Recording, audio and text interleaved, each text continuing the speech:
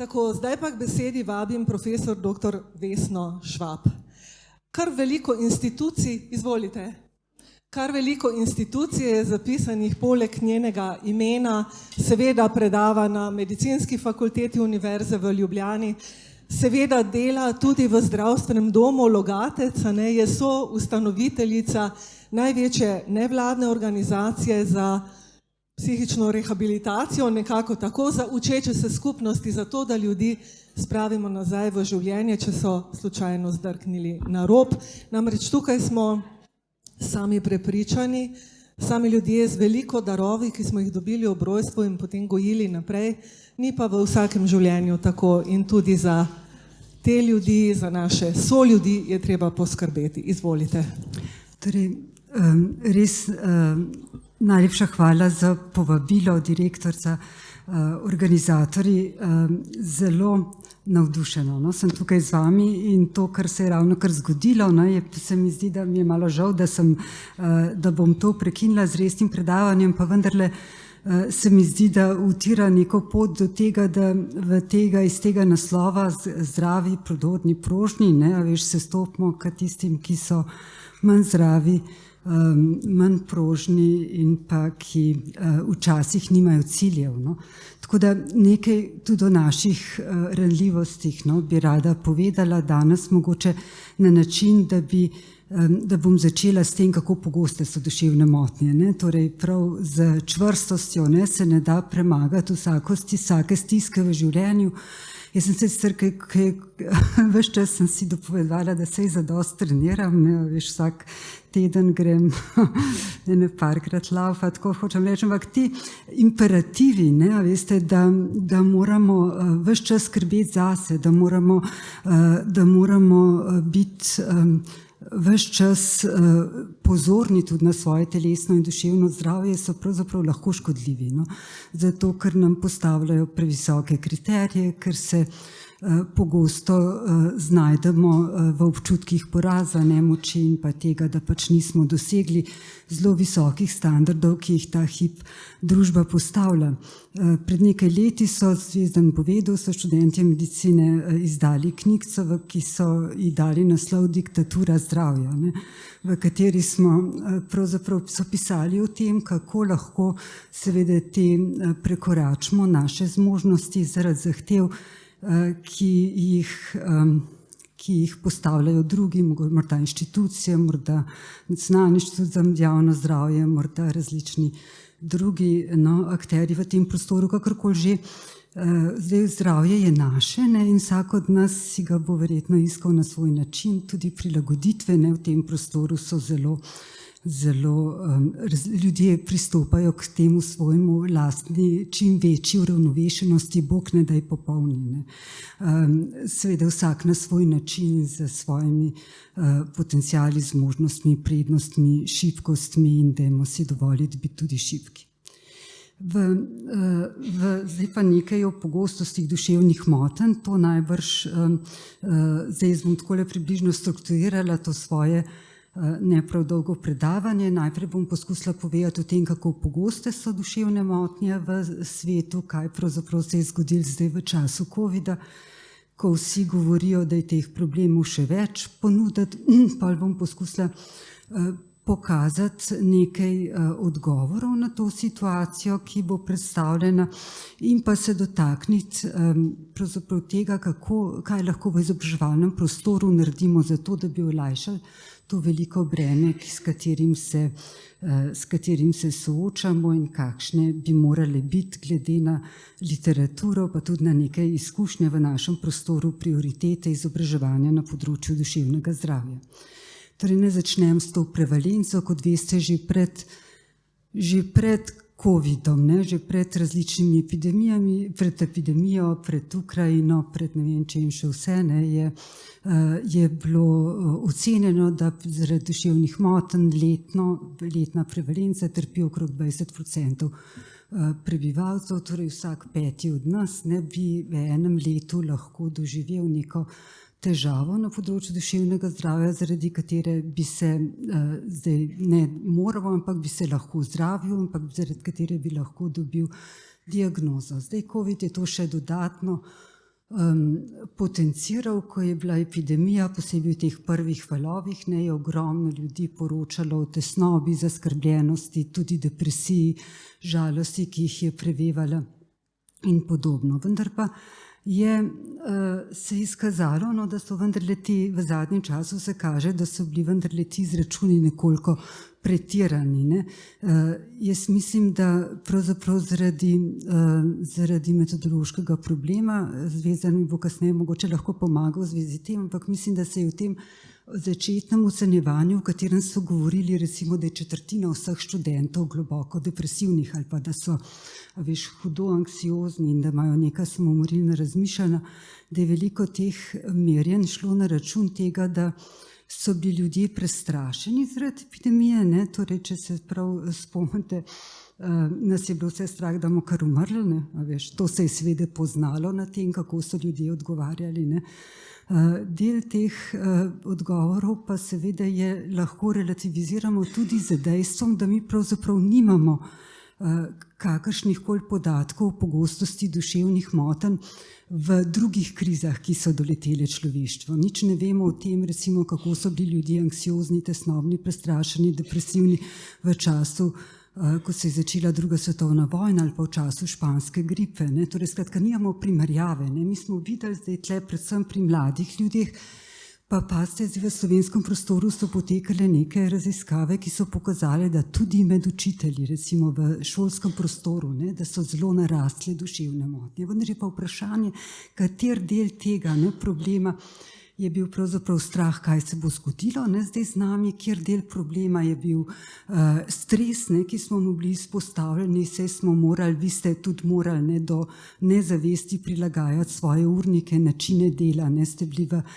krču nekega, bi jaz rekla, prožnosti, no, prostite, ne, veš, mislim, nujne prožnosti, ki seveda izčrpa vsakega, oprostitev narekovajo, normalnega človeka, ne. Torej, skratka, v zelo kratkem času ste morali prilagoditi svoje metode dela, se, veš, zasukati in to ne samo mlajši, ki so nekoliko bolj fleksibilnejši, ampak tudi starejši, so se prej z profesorjem pogovarjali, ki samo malo manj že prilagodljivi. Ne.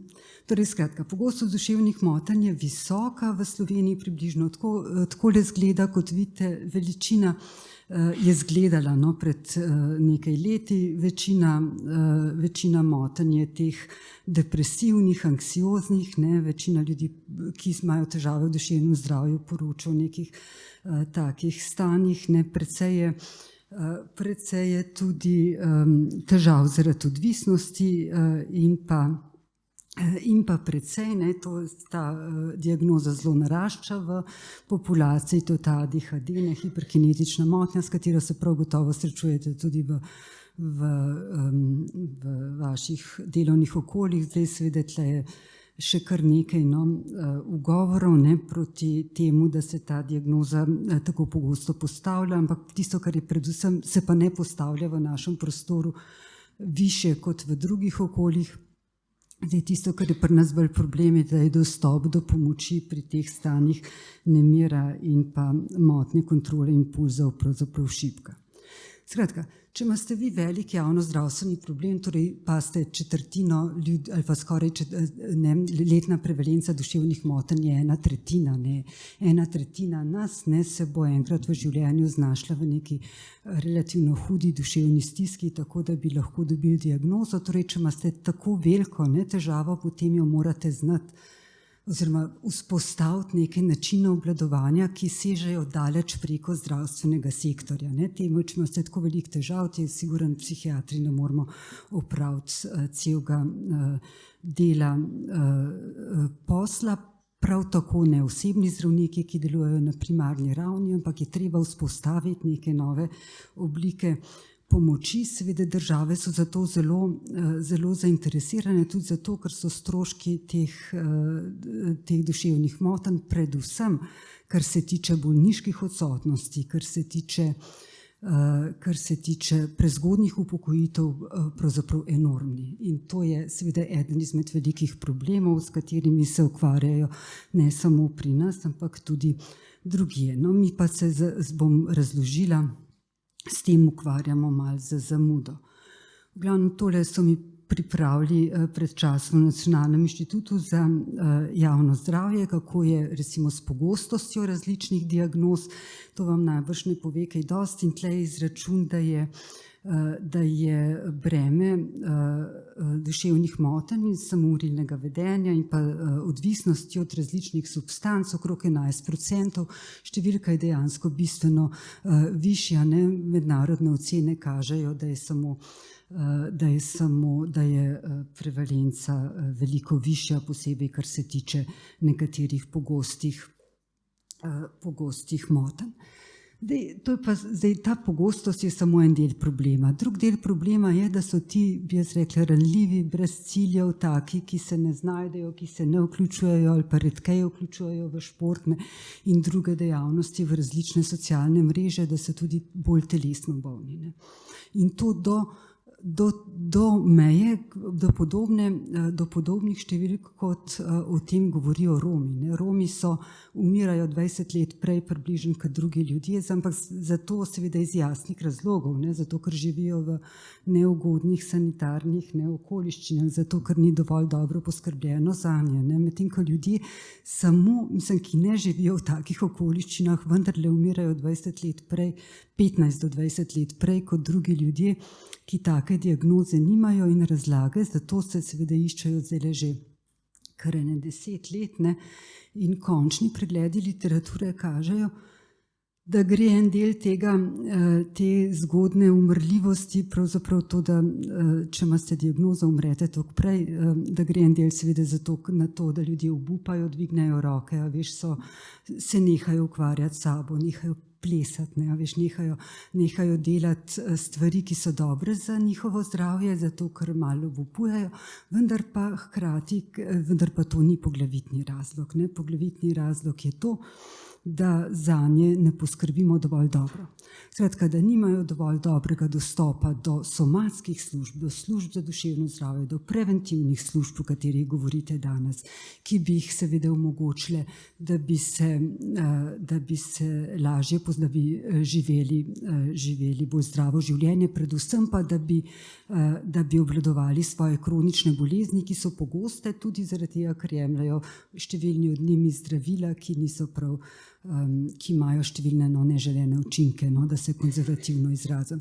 Torej gre za to, da seveda so ljudje, ki najbolj potrebujejo ali so bolj telesno bolni kot drugi ljudje, da so slabše oskrbljeni kot drugi ljudje in to tudi za strani zdravništva, bi se rekla zdravstvenih služb, ki jih tako vsaj kažejo druge raziskave po drugih državah, pri nas takega raziskovanja nismo še naredili, v glavnem, da kaže na to, da jih seveda te službe obravnavajo bolj površno.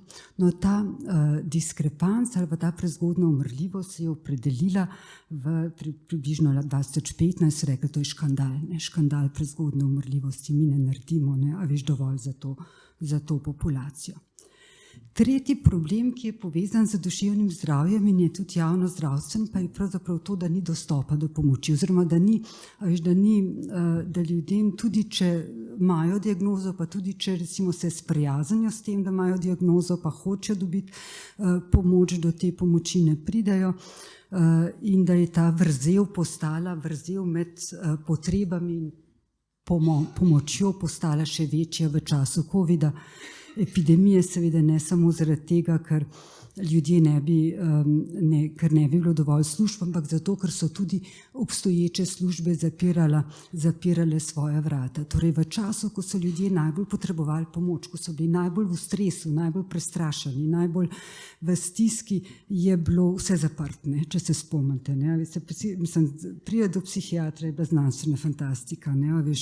Že medicinska sestra, to so bile čakalne dobe, so narasle v nebo. 2 leti, mi se zdaj srečujemo, pa že vzpostavljamo neko mrežo služb, da otroke postavljamo v čakalne vrste pri pedopsihiatrih, kliničnih psihologih, drugih pa ne smejo pogledati, ker je stroka na okopih. Do 2 leti, 1 leto, 2. To pomeni, da pomoči praktično ni. In seveda te vrzeli v sistemu so se razgalile še bolj v času epidemije, zato je dobro, no, da smo jo imeli, zato da se je seveda razkrilo nekaj teh velikih težav. Zdaj, kako odgovoriti, ne? Kaj pravzaprav lahko naredimo? Torej, priporočila, kaj ne rečem, mednarodna so relativno jasna. Veste? Torej, cel svet se srečuje s podobnimi problemi, nekateri so pri nas nekoliko bolj očitni, zaradi tega, ker smo imeli že prej neko šibko organizacijo služb za duševno zdravje in zato, ker v Sloveniji nismo, pa smo zelo malo pristopali k tej lokalni organizaciji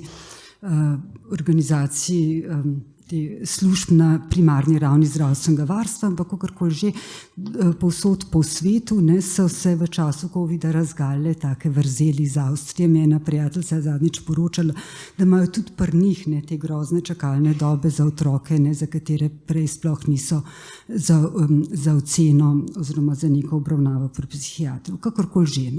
Torej, ta vrzel v obravnavi je nekaj, kar za katero se že kar, bi jaz rekla, 30, en kolega, ki je sicer koordinator obravnave v skupnosti, je zadnjič rekel, že 60 let vemo, dobro 30 let vemo v mednarodnem prostoru, kako to lahko obvladujemo. Priporočila so jasna, službe za duševno zdravje morajo biti čim bolj lokalne, čim bolj v šolah, ki jih vi vodite ali pa v katerih delate, čim bližje otrokom in družinam, temu se reče skupnostna organizacija, slediti morajo njihovim potrebam, ne temu, kar pravzaprav, ne moramo postavljati čakalnih dob glede na število kliničnih psihologov, pa glede na to, koliko nas otroci potrebujejo. Ta mind frame je treba spremeniti v zdravstvu, pa verjetno tudi drugje. Skratka, vnesti, tudi če je osebje manj kvalificirano, tudi če niste subspecialisti na nekem področju, lahko naredite za različne otroke v vaših okoljih ogromno in to je tudi razkrila COVID kriza. Izkazalo se je namreč, da je takrat, ko smo vsi zaprli svoja vrata, ko nisi mogel prijeti do nobenega strokovnjaka, vsaj kar se psihiatrije tiče, je seveda bolnice so recimo odpustile tretjino ljudi. V enem obdobju so se spet napolnile, pa še COVID pacienti vzeli, ampak kakorkoli že, v glavnem v tem času, ko je bilo vse zaprto, veste, kdo je funkcioniral polno. Funkcionirale so samo pomočne mreže, torej ljudje so pomagali drug drugemu, pacienti so se klicali, so se pomagali, so reševali samomorilne krize, so se povezali, so delali skupine online, svojci so bili ves čas, so bili na telefonih, v zavodih, na vratih, poskušali pomagati svojim bližnjim. Torej samo pomočne skupine, laične pomoči, laična medsebojna pomoč se je organizirala na izjemno čvrst in poveden način in še več bi izkazalo se je, da dobro delajo. Da je seveda marsikomu to, o čemer govorim, pomagalo. Kakorkoli že, mi smo vendarle po dolgi zamudi v Sloveniji pristopili k neki reformi sistema služb za duševno zdravje in si zamislili, da bi povezali na lokalno, regionalno omejenih območjih službe za duševno zdravje in med njimi so tudi vaše, na način, da bi lahko čim bolj odgovorili na potrebe ljudi. Torej, ne govorimo o diagnozah, ne govorimo o strokah, govorimo o potrebah ljudi in da je treba seveda službe, ki delujejo na nekem lokalnem omejenem območju, rečemo 50-70 tisoč prebivalcev, povezati tako, da bojo delovali skupaj, da se bojo dogovorili okrog obravnave posamičnega otroka, pacienta, strokovnjaka, karkoli že, in da bodo delovali skupaj. Zdaj, če pogledate podoben graf Svetovne zdravstvene organizacije, je ta mreža še obširnejša in to zato, ker to je iz leta 2022, ker so v to mrežo vključili tudi to, kar sem govorila prej, tudi nekaj laične pomoči, torej medsebojne pomoči, ki, kaj ne rečem, ne moram drugače povedati, pa sem psihiater, visoko specializiran, ki pomagajo včasih bolj kot strokovne oblike pomoči.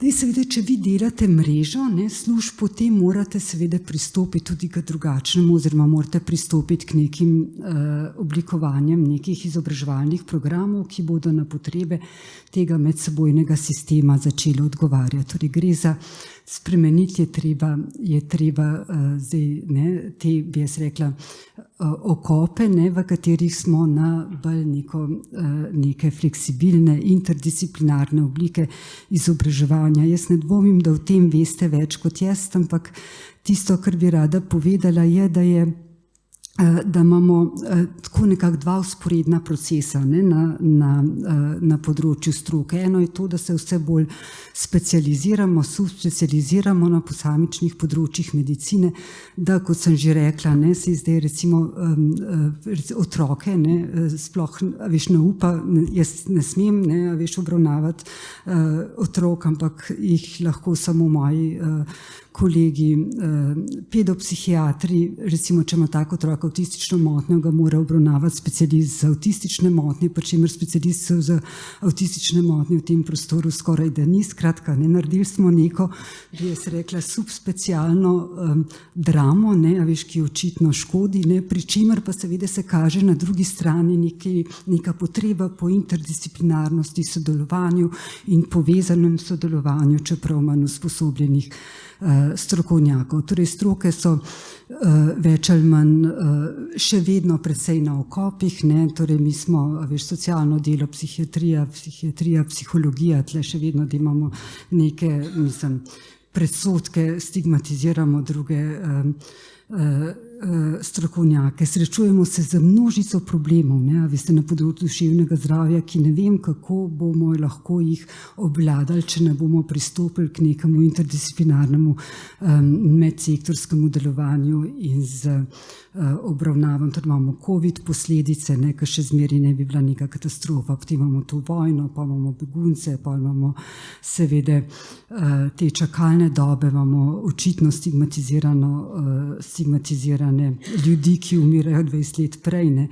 In imamo seveda na področju duševnega zdravja številne kršitve človekovih pravic. O njim vsak teden, ne na 14 dni, slišite kakšno zgodbo iz kakšnega socialnega zavoda, kaj se recimo ljudem lahko dogaja, ne.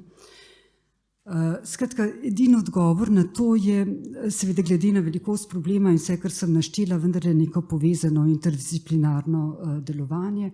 Izkazalo se je, torej mednarodna priporočila na to temo so to, da je treba v izobraževalne programe, interdisciplinarne programe za duševno zdravje, v katere so vključeni lahko zdravniki, medicinske sestre, socialni delavci, pedagogi, koga še psihologi, ne, torej vse stroke, ne, a veš, na bazični ravni, da je treba podati neka znanja o tem, kaj so pravice teh ljudi, kjer so specifične, a veš, da je treba delati z človekovimi pravicami, zato ker je to osnova za neko kakovostno razumevanje te populacije, ki je globoko, a veš, ponižana bila v zgodovini, ne, tudi psihiatrije, če hočete, ne.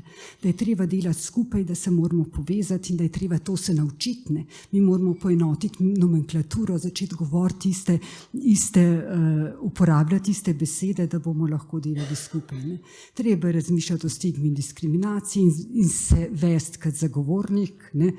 Treba je vključiti ljudi za izkušnjo, zato ker velikokrat vedo več kot strokovnjaki o tem, kako si človek lahko pomaga, in seveda treba je delati timsko. In če hoče delati timsko, potem je treba imeti specifična znanja, ne. Timsko delo je horizontalno povezovanje, ni vertikalno, ne. V timskem delu, veš, moraš poslušati mnenje tvoje medicinske sestre, je tako pomembno kot tvoje, ne. In to moraš tudi demonstrirati. Tudi laična pomoč se je izkazala, zdaj pa za zaključek bi samo povedala, da to vemo že 20 let, ne, in da seveda vam nisem povedala nič novega, ne, da smo mi že v letih 2000 oziroma 1995 pripravljali neke izobraževalne programe, ki so organizirali v nevladnem sektorju skupaj za psihiatrično kliniko, in da smo naredili en tak cvet enih poskusov izobraževalnih, v katerih smo predavali vsi, ne, veš, psihiatri, svojci, pacienti, socialni delavci, veš, in smo seveda poskušali izmenjevati svoje mnenje, da je bil to en izvrsten poskus, ki smo ga kasneje, takole je to izgledalo, smo se pogovarjali recimo o človekovih pravicah skupaj z dr. Čebaškovo, in skratka, da smo takrat zbrali neka ključna znanja, ki jih je treba sestaviti. Videli smo, da je treba res vključiti ljudi z izkušnjo v te izobraževalne programe, da je treba delati na njihovi pripovedi, ker se iz tega veliko naučimo, da je treba pa hkrati tudi naučiti neke osnove psihopatologije in kakšne so težave na področju, recimo samomorilnost, ne. Delali smo zelo na tem problem solvingu, o tem, kako rešujemo probleme, ne, ljudi, s katerimi delamo. Veliko smo se naučili o tem, da je treba zdržati konflikt, sprejeti različnost mnenj in tako naprej. In šele v zadnjem času smo začeli razmišljati tudi o tem, da je potrebno tudi na tem področju narediti neka, oziroma v različnih strokah okrepiti tudi neka specialna znanja. Kakorkoli že, no, zdaj te začetne poskuse, ki jih je delala takrat bolnica, pa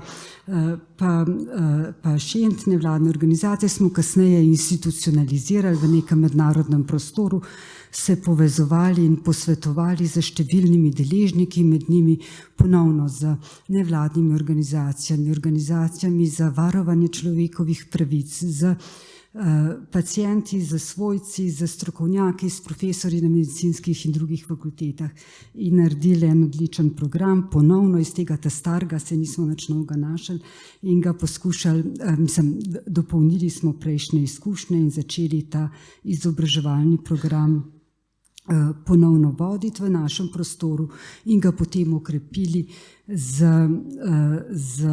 nekim izobraževanjem za te nove centre za duševno zdravje, ki so bili prej narisani na unislikciji, ki ste jih videli. To so pač neki centri, ki zdaj nastajajo povsod po Sloveniji v okviru zdravstvenih domov.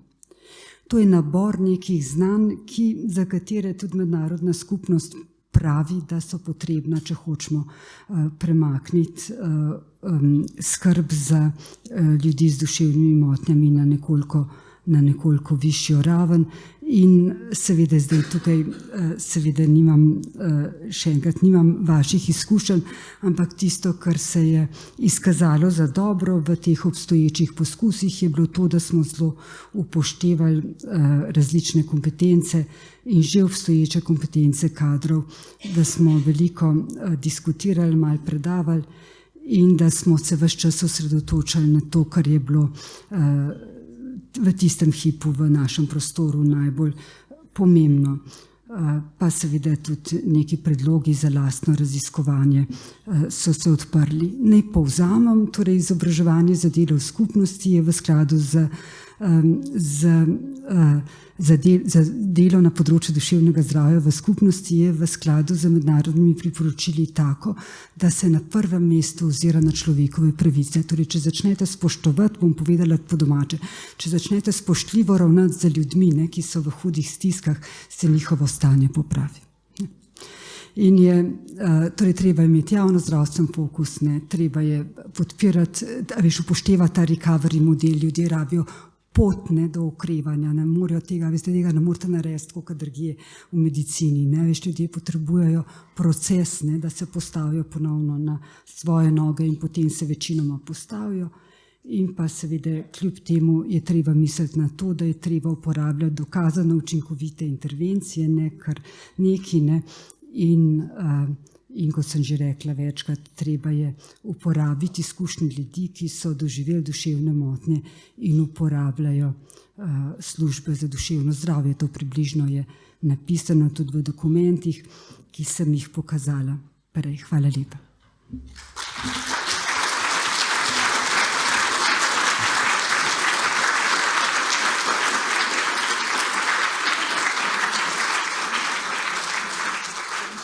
Bom šla kar za vami, prisrčna hvala. Izvolite, majhno daljnice. Ja, vemo, žal se dr. Vesna Švab mora posloviti, ker jo čaka delo. Ampak prisrčna hvala za to, da ste nam odstrnili resnost tega problema. Veliko usporednic, verjamem, da smo vsi zaznali med našim prizadevanjem za vseživljenjsko učenje in hkrati vašim prizadevanjem za duševno zdravje Slovencev. Nekoč sem nekje prebrala, da je psihoterapija takrat, ko duša streže duši. Naj bo tako na vašem področju in na našem. Vso srečo.